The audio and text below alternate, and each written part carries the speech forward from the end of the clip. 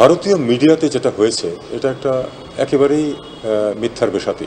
আমরা জানি সেটা যে বাড়াবাড়ি রকম। অবশ্যই এখানে বিপ্লব সাধিত হওয়ার পরে ক্যাওস কিছু থাকে, যে কোনো দেশে যদি বিপ্লব, এখানে একটা বিপ্লব হয়েছে, এটাকে মেনে নিতে হবে। কিছু ক্যাওস ছিল, সেখানে কিছু দুর্ঘটনাও ঘটে থাকতে পারে, কিন্তু সেটা নিয়ে ভারতীয় মিডিয়া যেভাবে লেগে পড়েছিল সেটা বিশ্ব মিডিয়া যারা একটু সাবস্ট্যান্টিভ এবং নিরপেক্ষ সংবাদ পরিবেশন করে তারা কেউ কিন্তু ভারতীয় লাইনটাকে গ্রহণ করেনি। পশ্চিমের দেশগুলোর সাথে সম্পর্কের এক ধরনের টানাপোড়েন চলছিল, এটা স্বীকার করে নেওয়া ভালো।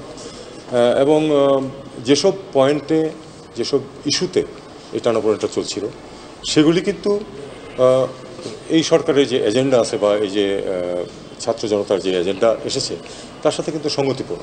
কাজেই এখানে আমি কোনো কনফ্লিক্টের সুযোগ দেখি না এবং এমন কোনো ক্ষত সৃষ্টি হওয়ার কথা না যেটাকে মেরামত করতে হবে। একইভাবে কোনো এক কারণে হয়তো পাকিস্তানের সাথে সম্পর্ক একটু টানাপোড়েন ছিল, সেটা স্বাভাবিক একটা সম্পর্কে যদি উন্নীত হয় সেটা আমাদের সবার খুশি হওয়া উচিত। আমরা তো সবার সাথেই বন্ধুত্ব চাই।